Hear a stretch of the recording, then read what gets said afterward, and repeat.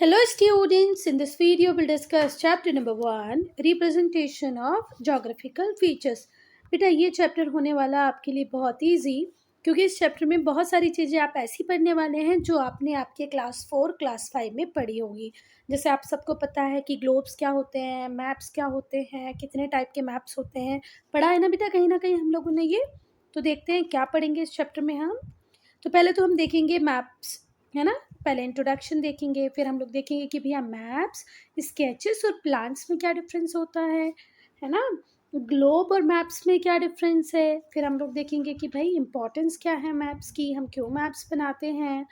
फिर हम लोग देखेंगे types of maps based on scales. देखो हर मैप स्केल के अकॉर्डिंग बनता है, तो हम लोग मैप्स को डिस्कस करेंगे स्केल्स के अकॉर्डिंग।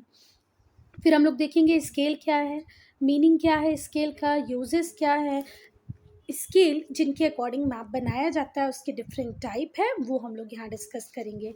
फिर हम लोग डायरेक्शंस को डिस्कस करेंगे। आप सबको पता है फ़ोन में 4 मेन डायरेक्शंस होती हैं, है ना, और 4 इंटरमीडिएट डायरेक्शन होती हैं। टोटल 8 कार्डिनल डायरेक्शंस होती हैं, हम उन्हें पढ़ेंगे। सिंबल्स को पढ़ेंगे जो मैप में यूज़ होते हैं। फिर हम लोग देखेंगे डायग्राम्स को, है ना, कि reverse, मियांडर, anticline, syncline, tributaries, distributaries, delta, mountains, एक तो ये हैं क्या, और इनका डायग्राम देखेंगे। ठीक हुई बात बेटा। ये बात तो कोई नई नहीं, आप सबको पता है कि जो हमारी अर्थ है उसका साइज बहुत बड़ा है। बहुत बड़ा मतलब बहुत बड़ा है ना। चलो, तो ये बहुत मुश्किल हो जाता है कि हम एक बार में पूरी अर्थ को देख पाएँ। देखो ये ग्लोब छोटा है ना। ये तो क्या है, ये तो इमिटेशन है। हमने नकल की है इतनी बड़ी अर्थ की और एक छोटा सा गोला बना के रख दिया है ना। तो आप इसको एक बार में देख पाते हो और एक बार में आप ग्लोब को भी पूरा नहीं देख पाओगे। अगर इस साइड से देखोगे तो यह वाला पार्ट दिखेगा, यहाँ से देखोगे तो ये वाला पार्ट दिखेगा, कोई पीछे से देख रहा होगा तो उसको ये वाला पार्ट दिखेगा। तो आप तो ग्लोब को, इतने छोटे से ग्लोब को भी एक बार में पूरा नहीं देख सकते, तो इतनी बड़ी अर्थ को क्या एक बार में पूरा देख पाओगे? बिल्कुल नहीं, है ना। और जब आप अर्थ को सरफेस के ऊपर से देख रहे होते हो, जैसे आप एक जो भी आपके घर की बालकनी होगी उसके ऊपर खड़े हो जाओ और चारों तरफ देखो, तो क्या आपको ऐसे लगेगा कि अर्थ स्फीयर है ना? बिल्कुल नहीं पता चल पाएगा आपको। हमें सब लोग ऐसे, सबको ऐसे लगेगा कि अर्थ तो फ्लैट है ना, फ्लैट है और इसके एजेस होंगे। हमें ऐसे लगता है बेटा जब हम अर्थ को देखते हैं। ठीक हुई बात। पर अर्थ एक्चुअल में स्फेरिकल शेप की है, इसीलिए हम मॉडल्स का यूज़ करते हैं, फोटोग्राफ्स का यूज़ करते हैं, मैप्स का यूज़ करते हैं अर्थ को देखने के लिए एज अ होल और पार्ट ऑफ इट। अगर मैं आपको वर्ल्ड मैप देती हूँ, ठीक हुई बात, north America, south America, Atlantic ocean, Europe, Africa, Asia, India, मतलब इंडिया एशिया में ही है, और फिर ऑस्ट्रेलिया, तो ये हो गया वर्ल्ड मैप। इसमें आप पूरी दुनिया को देख पा रहे हो। ठीक है, ऐसे ही अगर मैं आपको एक मैप देती हूँ जिसमें मैं सिर्फ इंडिया बना देती हूँ, तो ये क्या हो गया? अर्थ का एक पार्ट। तो एक बार में आप पूरी दुनिया को भी देख सकते हैं थ्रू वर्ल्ड मैप, और एक बार में आप किसको देख सकते हैं बेटा? सिर्फ अर्थ के कुछ पार्ट को। ठीक हुई बात। और लोगों ने बहुत टाइम पहले ही एक ऐसे मॉडल को ढूंढना चालू कर दिया होगा कि भाई जो किसकी तरह दिखे, अर्थ की तरह दिखे, है ना। अब बेटा क्यों हमने बहुत पहले सिविलाइजेशन में मॉडल को ढूंढना चालू कर दिया था? क्योंकि जो मॉडल होता है वो क्या होता है? रिप्रेजेंटेशन होता है किसी भी ऑब्जेक्ट का। आप लोग बारबी डॉल देखते होंगे तो कहीं ना कहीं सुंदर सुंदर सी लड़कियां होती हैं, बहुत फैशनेबल वे में रहती हैं, तो उसको इमिटेट करके हमने कॉपी बना दी, भैया बारबी डॉल्स बना दी। कार को कॉपी करके टॉय कार बना दी। तो मॉडल क्या होता है? वो किसी भी ऑब्जेक्ट का रिप्रेजेंटेशन होता है। तो हमारी अर्थ इतनी बड़ी थी, एक ऑब्जेक्ट थी, तो उसके रिप्रेजेंटेशन के फॉर्म में हमें एक मॉडल चाहिए था। We have seen the models of an aeroplane, हमने एरोप्लेन का मॉडल देखा है, कार का देखा है ना। These are copies of real things, ये सब क्या है? रियल थिंग्स की कॉपीज हैं। आप स्पेशली जितने भी टॉयज देखोगे वो क्या है? अब जैसे लड़कियों के पास किचन सेट होता है, तो किचन सेट क्या है बेटा? एक्चुअल जो रियल थिंग्स किचन में यूज होती है उसको एक कॉपी करके हमने बना दिया होता है। They are also called physical models, और इन्हीं को हम क्या कहते हैं? Physical models. अब हम देखेंगे ग्लोब क्या है। तो ग्लोब सिंपल लैंग्वेज में इट्स मॉडल ऑफ अर्थ। एक मोस्ट कॉमन मॉडल्स है जो जोग्राफर्स यूज़ करते आए हैं वो है ग्लोब। जितने भी जोग्राफर्स होते हैं ऑल अराउंड द वर्ल्ड वो किसको यूज़ करते हैं, ग्लोब को यूज़ करते हैं। For what? As a model of earth. ठीक हुई बात। जो ग्लोब है, globe is the most appropriate model of earth. Earth का कोई सबसे अप्रोप्रिएट मॉडल हो सकता है तो बेटा वो ग्लोब ही है।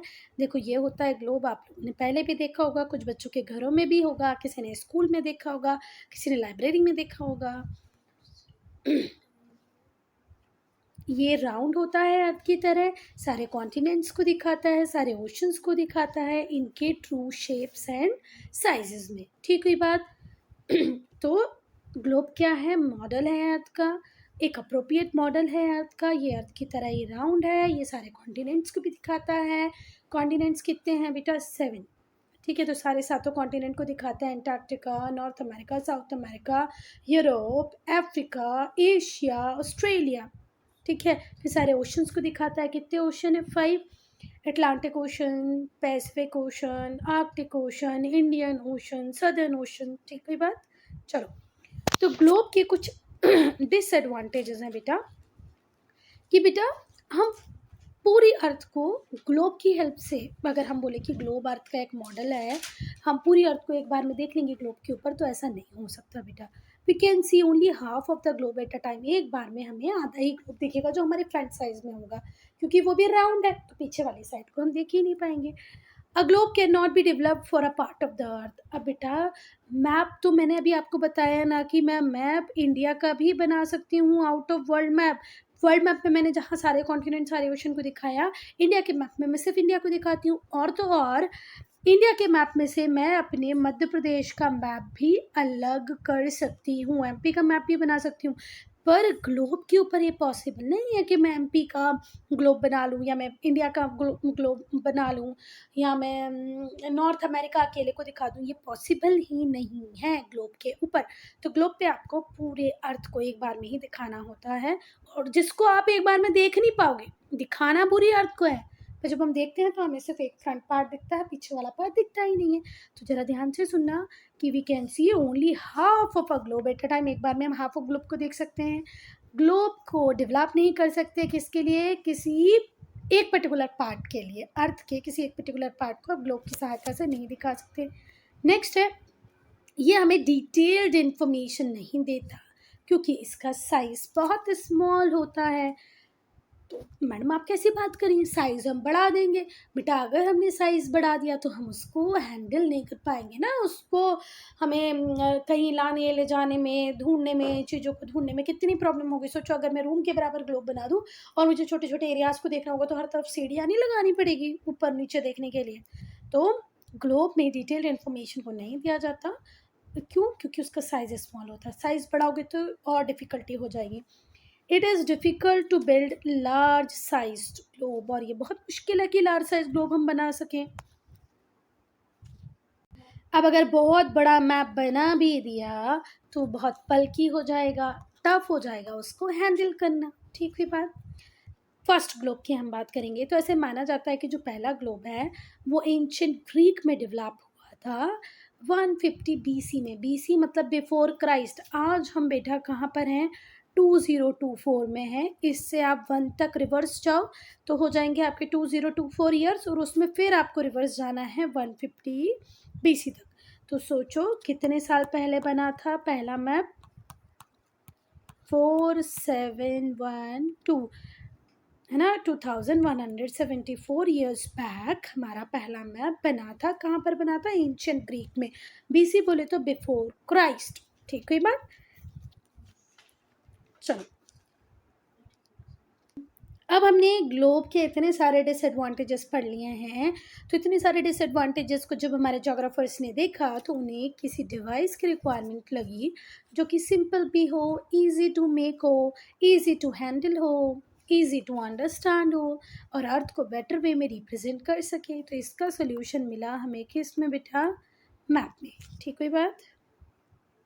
बेटा आजकल एग्जाम्स में पिक्चर बेस्ड क्वेश्चन भी आते हैं, तो आपको याद रखना है ये कौन है। ये है क्लेडियस टॉलेमी। ये पी को नहीं पढ़ना, पी यहाँ साइलेंट है। क्लेडियस टॉलेमी का इमेज है ये, और ये 2nd सेंचुरी एडी में बना था। एक ग्रीक स्कॉलर क्लेडियस टॉलेमी ने बनाया है ये वाला मैप। ये क्लेडियस टॉलेमी ने इस मैप को बनाया है कब?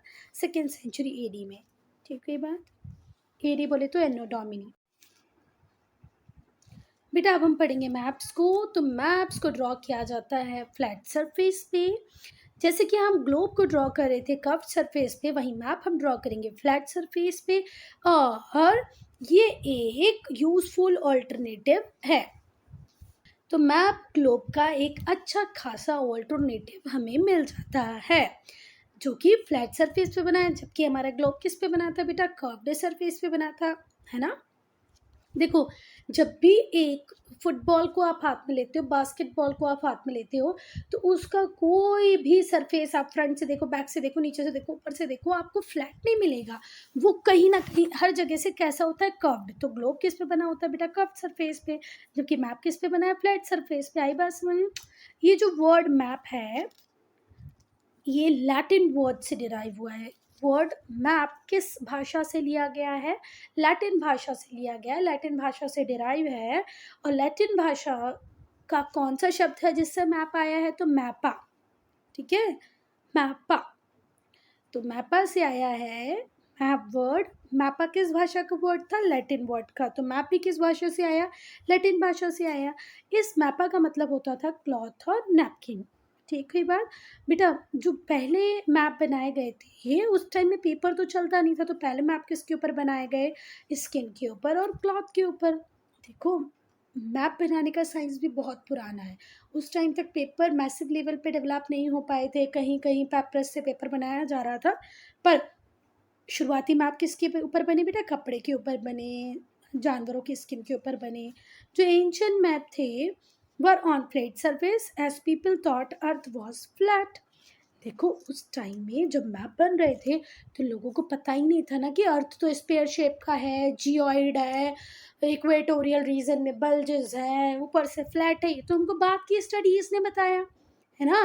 पहले तो किसी को पता ही नहीं था कि भैया अर्थ स्पेयर है ना। सबको तो डर लगता था कि यार अर्थ तो है ना कैसी है, फ्लैट है, और इसके एजेस होंगे, अगर हम अर्थ पे इस एजेस पे गए तो हम नीचे गिर जाएंगे। ऐसा सोचते थे लोग, इसलिए लॉन्ग लॉन्ग लंबी लंबी जर्नियों पे नहीं जाते थे, क्योंकि उनको पता था पता नहीं कब किनारा मिल जाए और हम नीचे गिर जाएं। तो जो एंशियंट मैप थे were on a flat surface पे बने थे, क्योंकि लोगों का मानना था कि अर्थ कैसी है? फ्लैट है, जिसके साइड्स भी हैं और कॉर्नर्स भी हैं। जबकि बाद में पता चला ये बिल्कुल गलत है। एक बहुत ही most famous ancient map world का जो 2nd सेंचुरी एडी में बना, वो बनाने वाले थे ग्रीक स्कॉलर जिनका नाम था क्लैडियस टॉलेमी। ठीक है बात। He based his drawing on mathematical calculation. उन्होंने अपनी ड्राइंग को पूरी तरीके से मैथमेटिकल कैलकुलेशंस के अकॉर्डिंग बनाया।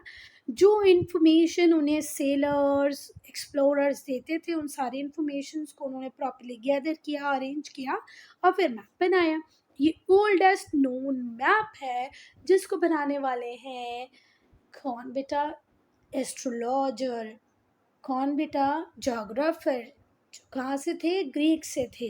ठीक है बात। जिनका नाम था क्लैडियस टॉलेमी। क्लियर है बात। On a baked clay tablet. और किसके ऊपर बनाया था उन्होंने इस मैप को? Baked clay tablet. अब क्या होता है ये सुनो। मिट्टी लिया आपने, मिट्टी को पानी में गलाया और उससे ऐसे ऐसे कर कर ऐसे वो बना लिया स्लेट टाइप स्ट्रक्चर। फिर इसको बेक किया। बेक क्यों किया बेटा? जिससे कि अगर वो कच्ची मिट्टी होगी तो उसमें हम पानी डालेंगे बेटा तो वो तो पूरी गल जाएगी, वापस से रीशेप हो जाएगी। तो हमने इसको बेक कर दिया। बेक कर दिया मतलब आग में इसको पका दिया। जब वो पक गई तो उसके ऊपर इन्होंने बनाया क्या? मैप, जिसको आज हम ओल्डेस्ट नोन मैप की तरह जानते हैं। कितने साल पहले बनाया बेटा? 4000 साल पहले बनाया।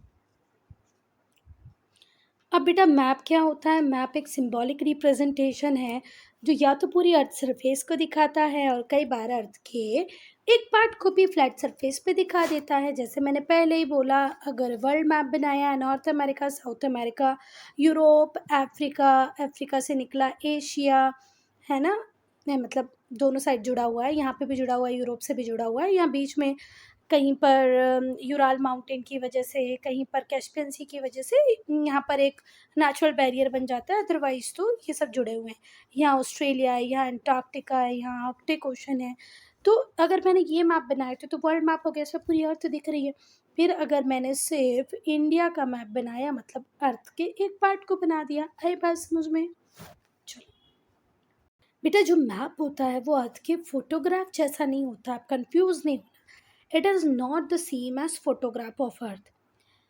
जब अर्थ की ड्राइंग की अगर हम बात करेंगे तो बेटा देखो, एक्चुअल में अर्थ कर्व्ड है ना, अर्थ का सरफेस कर्व्ड है।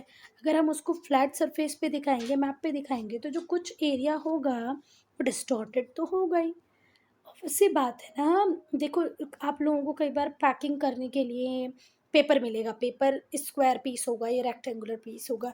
आपको बोलेंगे इससे बॉल को आप वो कर दो, क्या करो, रैप कर दो। सच में सारे बच्चों के लिए इससे बेस्ट एग्जाम्पल कोई नहीं हो सकता। आपके घर में अगर कोई छोटी मोटी बॉल भी हो ना, उस बॉल को लेके आओ और उसको अपनी ही कॉपी के एक पेज से रैप करने की कोशिश करो, तो आप देखोगे कि जो बीच वाला पार्ट होगा उसमें तो पेपर प्रॉपरली रैप्ड हो जाएगा, पर जब कॉर्नर्स बनाने की बात आएगी, पोल्स बनाने की बात आएगी, तो वहाँ पर पेपर सिकुड़ जाएगा। सिकुड़ना मतलब क्या होगा, वहाँ पर पेपर की ओवरलैपिंग होने लग जाएगी। करो, अभी तुम सारे लोग करोगे। जैसे ये बॉल रही, अब इस बॉल को मैं इस पेपर से रैप करूँगी तो बेटा ये वाले पार्ट में तो रैपिंग प्रॉपर हो जाएगी, पर यहाँ पर क्या होने लगेगी, ओवरलैपिंग हो जाएगी, कागज होगा, कुचड़ मुचड़ हो जाएगा। तो ऐसा ही हमारे मैप के साथ भी होता है। फिर से ध्यान से सुनना, क्योंकि अर्थ का सरफेस कर्व्ड है। When Earth's curved surface is shown on flat surface, जब अर्थ की कर्व सरफेस को हम फ्लैट सरफेस पे दिखाएंगे तो कुछ एरिया जो अर्थ का होगा वो डिस्टॉर्टेड हो जाएगा। मतलब जिस पर्टिकुलर एरिया की हम बात करेंगे, जो जहाँ पर बहुत सारे वो आ जाएंगे, ओवरलैपिंग आ जाएंगे, वहाँ का मैप बेटा डिस्टॉर्टेड ही होगा। ठीक है बात। अब देखो, पहले एक बॉल लो, उसको आप रैप करने की कोशिश करो, फिर उस रैप को सीधा कर दो, तो वो रैप सीधा तो ऐसा हो जाएगा, पर एक्चुअल में क्या बॉल के ऊपर इतना एरिया प्रॉपर यूज हुआ नहीं हुआ ना।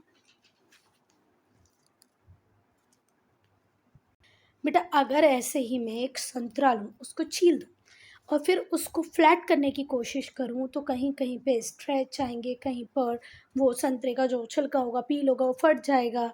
ठीक है, उसके साइज और शेप में डिफरेंस आने लग जाएगा। तो मैप 100% एक्यूरेट नहीं होते हैं, थोड़ा डिस्टॉर्टेड पिक्चर देते हैं, पर फिर भी ग्लोब से ज़्यादा यूज़फुल होते हैं। चलो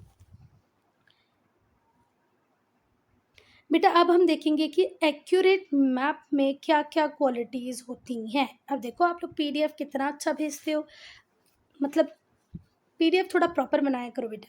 चलो, एक जो एक्यूरेट मैप होता है अर्थ का, उसमें क्या क्या क्वालिटीज़ होनी चाहिए। पहला, जो डायरेक्शन होती हैं should be shown accurately. Direction आप प्रॉपर दिखाओ, नॉर्थ, साउथ, ईस्ट और वेस्ट। जो शेप होगा लैंड मासेस का, वाटर बॉडीज का, वो भी एक्यूरेटली दिखाओ। अब ऐसा ना हो कि एशिया इतना बड़ा है, उसको आपने दिखा दिया इट्टू सा, और ऑस्ट्रेलिया जो छोटा सा है उसको दिखा दिया इतना बड़ा। ये रहा एशिया, ये रहा ऑस्ट्रेलिया, तो इसमें आपको तो कोई मानेगा ही नहीं भैया, है ना। तो सारे ओशंस को, सारे कॉन्टिनेंट्स को एक्यूरेटली दिखाओ।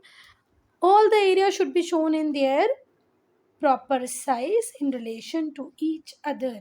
ठीक है, नॉर्थ अमेरिका से साउथ अमेरिका छोटा है या बड़ा है, ये आपको इनके प्रॉपर साइज के अकॉर्डिंग ही मैप के ऊपर दिखाना है। आई बात समझ में?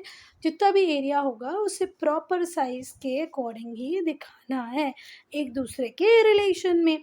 अगर देखो, मैंने मैप इतना बड़ा बनाया तो इसमें नॉर्थ अमेरिका भी इतना होगा तो साउथ अमेरिका भी इतना होगा, पर मैंने अगर इतना बड़ा मैप बना दिया और उसमें नॉर्थ अमेरिका इतना सा बनाया और साउथ अमेरिका इतना बड़ा बना दिया, तो ये तो गलत हो जाएगा ना लाल। तो हर एक दूसरे को, एक दूसरे के रिलेशन में, कि भाई अफ्रीका की बात मैं करूँ, एशिया की बात करूँ, तो ऑब्वियसली बात है एशिया बड़ा है, अफ्रीका छोटा है ना।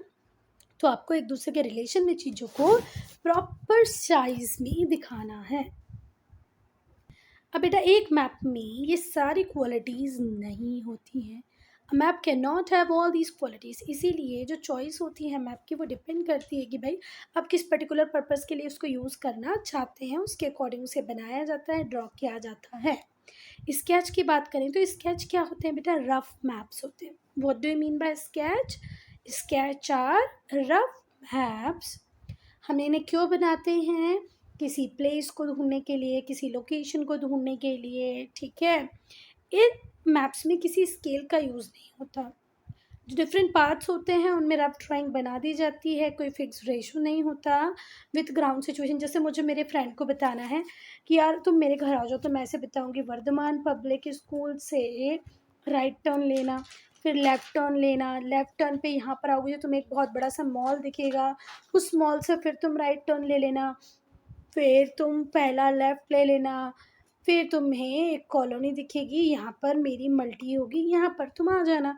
तो अब बेटा हो सकता है वीपीएस में यहाँ से यहाँ तक का डिस्टेंस उतना नहीं है जितना मैंने दिखाया, पर मैंने उसको राइट लेफ़्ट करके कुछ लैंडमार्क बता के अपने घर तक पहुँचा दिया। तो स्केचेस क्या होते हैं? स्केचेस रफ मैप होते हैं, रफ ड्राइंग होती है जो अकॉर्डिंग टू स्केल नहीं होती है। स्केल का कोई लेना देना नहीं होता। Ground situation, ground distance, sketch का डिस्टेंस कभी भी सेम नहीं होगा, कोई प्रपोर्शन इनके अंदर नहीं होगा। सच मैप्स आर कॉल्ड स्केचेस। ऐसे मैप्स को हम क्या कहते हैं? स्केचेस। जो एग्जैक्ट डिस्टेंस होता है, डायरेक्शन, वो स्केचेस में नहीं होती है।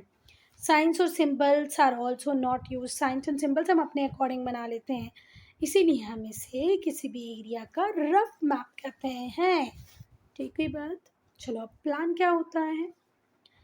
प्लान थोड़ा सा एक्यूरेट होता है एज़ कम्पेयर टू स्केच। देखो कई बार हमें ज़रूरत पड़ती है बेटा कि हम छोटे से एरिया का मैप बनाएं। जैसे आप लोगों ने देखा होगा बहुत सारी मूवीज़ में कई बार टेररिस्ट अटैक वगैरह होता है तो वो लोग पूछते हैं ना, जो स्क्वाड वगैरह होता है, पुलिस वगैरह होती है, कि इस मॉल का मैप ले आओ, ठीक है, इस जेल का मैप ले आओ। आप लोगों ने ऐसा सुना होगा ना कि भैया इस जेल का मैप ले आओ।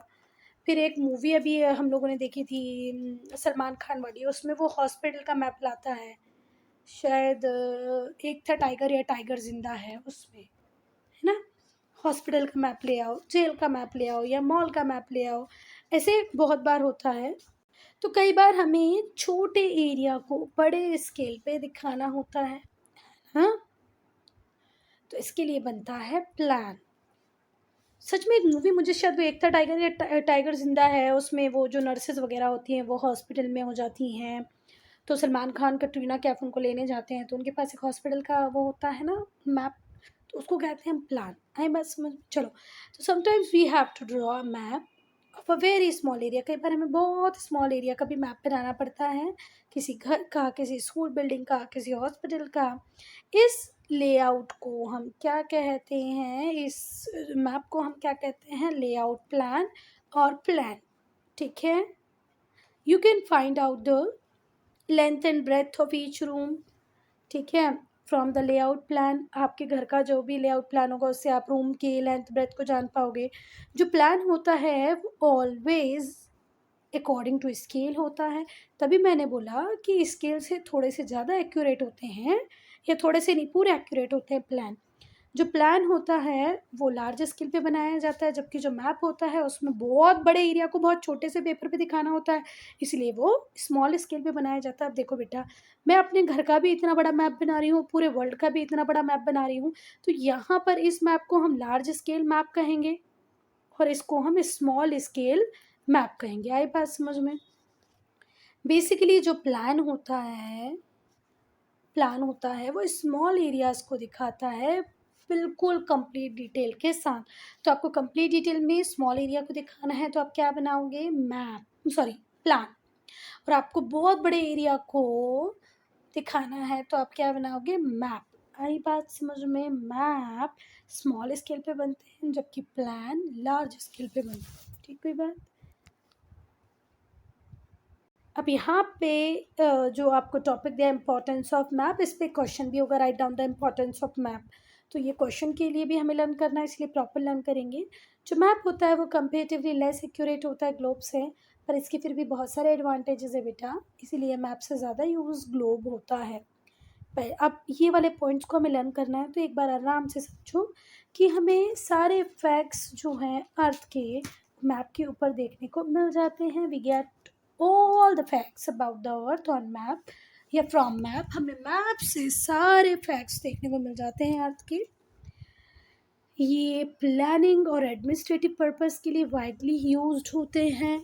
जब भी हमें हमारी कंट्री के लिए कोई प्लानिंग करनी है, कोई ऐसा रूट तैयार करना है जो 2 कॉन्टिनेंट को जोड़ देगा, तो ऐसे के लिए हम किसका यूज़ करते हैं? मैप का यूज़ करते हैं। They are widely use for planning and administrative purpose. जो मैप्स होते हैं वो हमें लैंड फॉर्म्स के डिस्ट्रीब्यूशन को जानने में भी हेल्प करते हैं। भैया कहाँ पर अर्थ के ऊपर प्लान्स हैं, कहाँ पर प्लेट्यूज है, कहाँ पर डेजर्ट एरिया है, कहाँ पर माउंटेन्स हैं। जो टूरिस्ट हैं वो भी मैप को यूज़ करते हैं, है ना। स्पेशली गाइड मैप्स को यूज़ करते हैं जब वो ट्रैवल करते हैं, अपने डेस्टिनेशन पे पहुंचने की कोशिश कर रहे हैं, तो मैप का यूज़ करते हैं। चलो अब हम लोग एक कंपैरिजन देखेंगे मैप में, स्केच में और प्लान में। मैप 2 डायमेंशनल होता है, ठीक है। या तो पूरी अर्थ का होगा या अर्थ के किसी पार्ट का होगा, फ्लैट सरफेस पे बनाया जाता है। Sketch rough free hand map होते हैं जो ऑब्जर्वेशन के बेसिस पे बनाए जाते हैं, जो स्पेसिफिक प्लेस को दिखाते हैं किसी पर्टिकुलर एरिया के। जो प्लान होता है वो डिटेल्ड और एक्यूरेट ड्राइंग होता है स्मॉल एरिया का लार्ज स्केल पर, ठीक है। अब बेटा एक मैप में स्केल का होना, अकॉर्डिंग टू स्केल मैप का बनना बहुत ज़रूरी है, उसमें लीजेंड होना बहुत ज़रूरी है। लीजेंड क्या होता है वो आगे जाके हमको इसी चैप्टर में पढ़ने मिलेगा, ठीक है। कुछ कन्वेंशनल साइंस होते हैं, सिंबल्स होते हैं जिनका यूज़ हम मैप पे करते हैं। स्केच स्केल के अकॉर्डिंग नहीं बनता है, प्लान स्केल के अकॉर्डिंग ही बनता है। बस दोनों में डिफरेंस क्या है, यहाँ पर स्मॉल स्केल का यूज़ होता है और यहाँ पर लार्ज स्केल का यूज़ होता है। अब स्मॉल स्केल क्या होता है, लार्ज स्केल क्या होता है, ये भी आपको इसी चैप्टर में आगे पता चल जाएगा। ज़्यादा सोचने की ज़रूरत नहीं है, पता चल जाएगा। पूरे वर्ल्ड को हम एक बार में देख सकते हैं वर्ल्ड मैप में। स्केच यूजुअली किसी चीज़ को याद रखने के लिए क्विकली ड्राइंग होती है जिसको हम बाद में यूज़ कर पाएँ। जो प्लान होता है वो बहुत सारी इन्फॉर्मेशन देता है एक छोटे से पार्ट की या किसी पर्टिकुलर प्लेस की। मैप पूरी दुनिया को आपको एक फ्लैट पेपर पे दिखा सकता है, तो स्केच आपको चीज़ों को क्विकली याद रखने में हेल्प करेगा, आप उसको बाद में रिकॉल करने के लिए यूज़ कर सकते हैं। पर जो प्लान होता है वो आपको स्पेसिफिक डिटेल्स दे देगा एक स्मॉल एरिया की। Map can show large amount of details. Sketch बहुत ही नॉन डिटेल्ड होता है, नॉन डिटेल्ड होता है, कई बार डिटेल भी दे देता है। नेक्स्ट है मैप बेसिकली 3 टाइप के होते हैं, फिजिकल, पॉलिटिकल और थीमेटिक, ठीक है। और जो टॉप होता है मैप का वो हमेशा किस डायरेक्शन में होता है, north, north south east west. अब जैसे मैं इंडिया का मैप बनाऊं,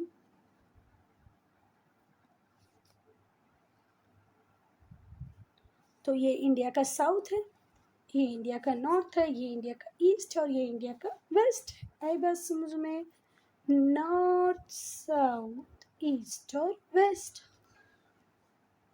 अब बेटा टोपोग्राफिकल शीट्स जो हमारा सर्वे ऑफ इंडिया बनाता है, ये मिलिट्री ऑपरेशंस के लिए बहुत इंपॉर्टेंट होती हैं। जब भी कोई मिलिट्री ऑपरेशन करने वाले होते हैं बेटा, हम एक एक जगह की एक्यूरेट इन्फॉर्मेशन होनी चाहिए। तो जो सर्वे ऑफ इंडिया है वो बहुत सारी टोपोग्राफिकल शीट्स बनाता है जिनको मिलिट्री ऑपरेशंस के लिए यूज़ किया जाता है।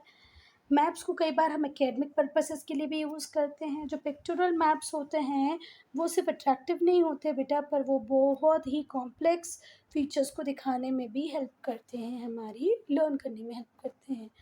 ज्योग्राफी के अलावा दूसरे सब्जेक्ट भी हैं जिनमें मैप्स की रिक्वायरमेंट होती है for the analysis of data. अब हम टाइप्स ऑफ मैप्स की बात करेंगे।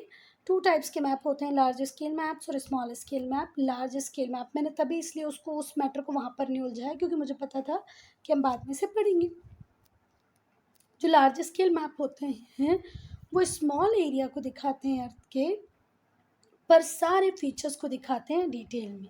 आपको बहुत छोटा सा एरिया दिखाना है तो हर चीज़ को डिटेल में दिखा पाओगे। जैसे कि जो रोड मैप होगा सिटी का वो सारी स्ट्रीट्स को दिखा देगा, सारे इंपॉर्टेंट बिल्डिंग्स को दिखा देगा, भाई कॉलोनी कितनी है सिटी में वो बता देगा। इसका स्केल 1 सेंटीमीटर टू 1 किलोमीटर होता है कि भैया 1 किलोमीटर को मैंने दिखाया है 1 सेंटीमीटर से। तो ये स्केल कौन सा स्केल होता है बेटा? Large scale. ठीक हुई कि भैया सिर्फ 1 किलोमीटर है किसके बराबर? 1 सेंटीमीटर। मैप का 1 सेंटीमीटर ग्राउंड के 1 किलोमीटर के बराबर है। ग्राउंड डिस्टेंस कितना है? 1 किलोमीटर। पर मैप में उसे किससे दिखाया जा रहा है? 1 सेंटीमीटर से। ठीक हुई बात? स्मॉल स्केल मैप से। स्मॉल स्केल मैप्स की प्रॉब्लम क्या होती है बेटा? इसमें बहुत बड़े एरिया को दिखाते हैं अर्थ के, ठीक है, पर डिटेल्स बहुत कम दिखा पाते क्योंकि बहुत बड़े एरिया को दिखाना है। नॉर्मली जो मैप्स होते हैं वो हमको कहाँ देखने को मिल जाती हैं? यूजुअली क्लासरूम्स वॉल पर, ठीक है, मैप्स इन द एटलस, ये सारे स्मॉल स्केल मैप होते हैं। They may use the scale such as 1 centimeter is equals to 100 kilometer कि भाई 100 किलोमीटर ग्राउंड डिस्टेंस को आप मैप के सिर्फ 1 सेंटीमीटर डिस्टेंस से दिखा रहे हैं। समझ में आ रही है बात? ये दो पॉइंट के बीच की दूरी ग्राउंड में 100 किलोमीटर थी, पर इसी दूरी को आपने आपके मैप में से किससे दिखा दिया? 1 सेंटीमीटर से। तो this is what? Small scale. Large scale में क्या? 1 सेंटीमीटर 1 किलोमीटर के बराबर था, पर स्मॉल स्केल में 1 सेंटीमीटर 100 किलोमीटर के बराबर है। आ गई बात समझ में? अब हम पढ़ेंगे बेटा scale of a map. Maps small होते हैं, है ना, एक पेज के बराबर ही होते हैं, ठीक है, और वैसे बात है उस रीजन से छोटे होते हैं जिसको वो रिप्रेजेंट कर रहे होते हैं फ्लैट सरफेस पे।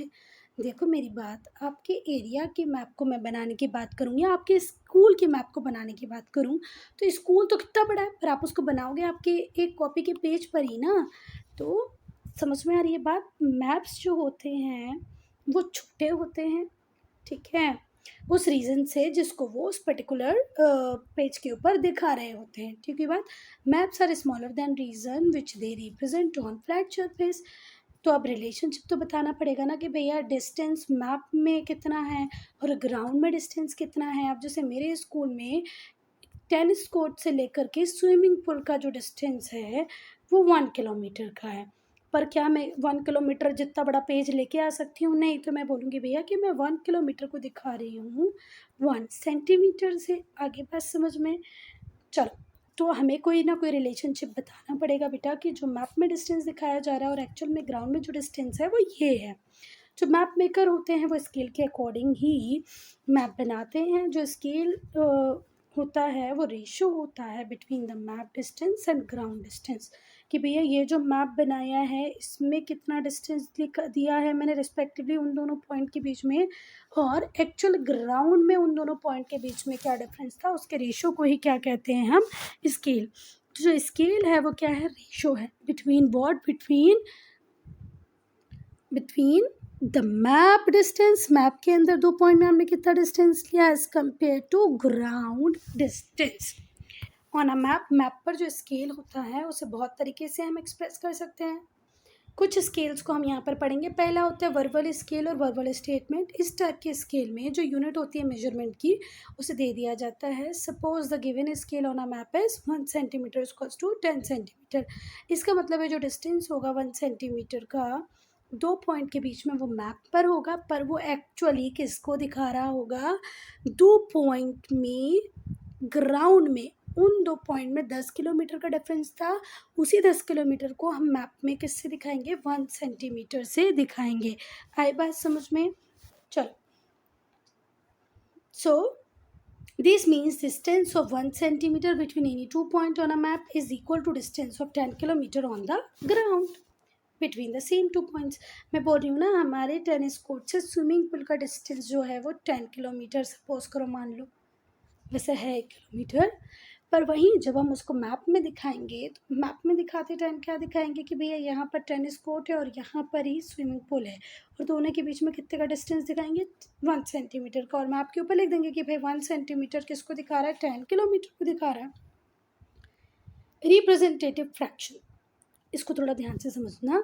इस टाइप का जो स्केल है उसमें जो यूनिट होती है मेजरमेंट की वो दी नहीं होती है, रेशो दिया होता है in the form of fraction. आप लोग अभी सिक्स्थ में है तो आपने फ्रैक्शन पढ़े होंगे ना, ये इस तरीके से होते हैं ना fraction, 2/10, 1/5। Suppose R F representative fraction कितना है, 1:10,000। इसमें जो न्यूमरेटर है वो 1 है, ऊपर वाले नंबर को हम न्यूमरेटर कहते हैं, नीचे वाले को डिनोमिनेटर कहते हैं। ठीक है, जो 1 है वो मैप डिस्टेंस को दिखा रहा है, जबकि जो डिनोमिनेटर है, जो नीचे वाला नंबर है 10,000, ये किसको दिखा रहा है, ग्राउंड डिस्टेंस को दिखा रहा है। ठीक है बात, फिर से ध्यान से सुनना। ये जो रिप्रेजेंटेटिव फ्रैक्शन होता है उसमें जो यूनिट होती है मेजरमेंट की वो दी नहीं होती है ना, रेशो दिया होता है, फ्रैक्शन के फॉर्म में दिया होता है, 1:10,000, जैसे ऐसे लिखा ऐसे ही लिखा होगा। इसमें न्यूमरेटर ये वाला नंबर होता है, डिनोमिनेटर ये वाला होता है। तो जो न्यूमरेटर है वो 1 है, ये मैप डिस्टेंस को दिखाता है। डिनोमिनेटर जो है वो ग्राउंड डिस्टेंस को दिखाता है। The map distance is always 1।